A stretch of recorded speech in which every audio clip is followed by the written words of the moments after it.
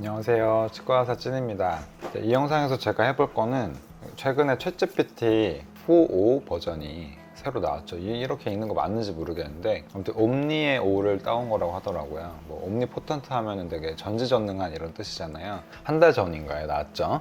그래서 이거를 혹시 치과에다가 우리가 적용을 해볼 수 있을까 그런 궁금증이 들어서 제가 직접 오늘은 챗GPT와 진단 대결을 한번 해볼까 합니다. 사실은 최근에 뭐 환자분들은 제일 걱정하시는 게 아무래도 치과 가면은 과잉진로에 당하지 않을까, 그래서 뭐 충치가 없는 데 있다고 하고 멀쩡한 생리를 파내는 그런 거에 대한 두려움이 굉장히 크신데, 뭐 언젠가는 이런 것도 AI가 결국에는 더 대체를 할 수 있겠지만 지금 단계에 나온 가장 좋은 성능의 챗GPT 4.5가 이거를 할 수 있을지, 충치 진단을 치과의사 못지않게 어느 정도 할 수 있을지, 그거를 한번 제가 직접 한번 비교를 해보려고 합니다. 만약에 정말 정확하게 한다면은 이제 치과 가셔가지고 사진 찍고 나서 사진 나한테 달라고 하시고 챗GPT한테 물어보면 될 거잖아요. 그래서 정말 그렇게 해도 되는 수준인지 그거를 지금 조금 제가 한번 얘기를 해보려고 합니다. 네, 그 전에 뭐 그래도 나름 이 영상을 준비하면서 제가 챗GPT가 도대체 어떤 원리로 그렇게 할 수 있는 건가, 그래서 좀 조사를 해봤어요. 챗GPT의 원리를 한번 찾아보니까 가장 중요한 컨셉이 여기 트랜스포머라고 하는 이 부분이더라고요. 이 트랜스포머가 결국에는 수백만 개의 대화들을 분석해가지고 이제 학습하는 그런 학습 모델을 말하는 건데, 이 트랜스포머가 챗GPT에서 가장 핵심적인 그런 개념이라고 합니다. 그래서 뭐 너무 어려운 말들이 많더라고요. 저도 이제 논문을 막 찾아보면서 그냥 뭐 이런 거 있구나 이 정도로만 이해를 했지만, 어쨌든 트랜스포머라는 거는 결국에는 뭐 어떠한 그 메커니즘을 가지고 우리 전 세계에 있는 모든 그런 글들을 분석하는 그런 학습 모델인데요. 가장 중요한 컨셉은 여기서 보니까 어텐션이라고 되어 있습니다. 이제 어텐션이라는 건 뭔가에 이제 관심을 가지거나 주목하는 거잖아요. 우리말로 하면 자기주목 메커니즘이라고 하는 그런 메커니즘을 이용해서 딥러닝을 하는 모델이라고 알고 계시면 될 것 같고, 어려운 말들이 많지만 어찌됐든 기존에 있던 그런 모델들보다 훨씬 더 처리 속도가 빠르고 방대한 양을 한 번에 처리할 수 있어서 성능 월등히 좋다, 이렇게 알고 계시면 될 것 같습니다. 그럼 이제 본격적으로 이제 치과에서 챗GPT가 활용이 될 수 있을지, 이제 10년 경력의 치과 의사와 출시한 지 한 달 된 챗GPT가 대결을 한번 펼쳐볼 건데요. 대결 주제는 이제 다음과 같습니다.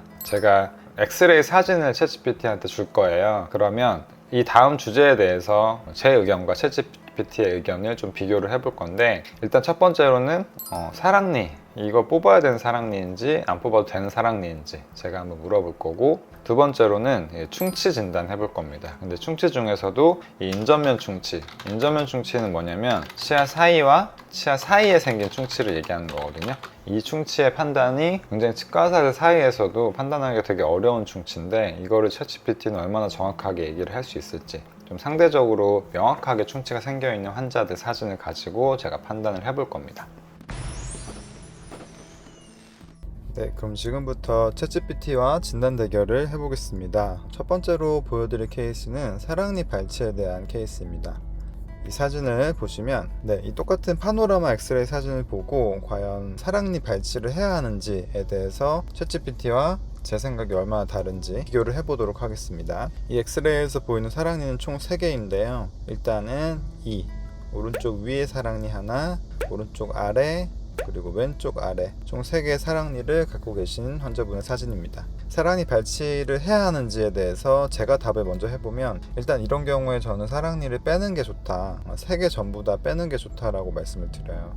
왜냐하면 사랑니의 경우에 저렇게 기울어져서 이렇게 난 경우에는 앞에 치아와 이렇게 V자 형식의 공간을 만들 수 있는데, 이런 공간으로 음식물이 잘 들어갑니다. 그러면은 염증이나 통증을 일으킬 수 있는 가능성이 굉장히 높아지기 때문에 향후에 문제가 될 수 있는 가능성이 높다는 얘기죠. 그렇기 때문에 좀 예방적으로 아프지 않더라도 미리 빼는 게 좋다라고 저는 설명을 드립니다. 그러면 이 같은 사진에 대해서 챗GPT는 어떻게 생각을 할까요? 파노라마 사진을 보고 18번, 38번, 48 사랑니를 빼는 것이 좋을지에 대해서 말해줘. 기대됩니다. 일단은 지금 치아 번호가 제가 생각하는 거는 맞는지 잘 모르겠네요. 여기서 18번 같은 경우에는 여기 조그만한 위에 있는 사랑니인데 수평으로 누워있다라고 표현을 했어요. 근데 저 정도로 수평으로 누워있다라고 표현을 할 수 있는지에 대해서는 조금 헷갈릴 수 있을 것 같아요. 네, 그런데 이제 최종적으로 이 챗GPT의 결론은 세 개 다 전부 빼는 게 좋겠다 라고 얘기를 하고 있습니다.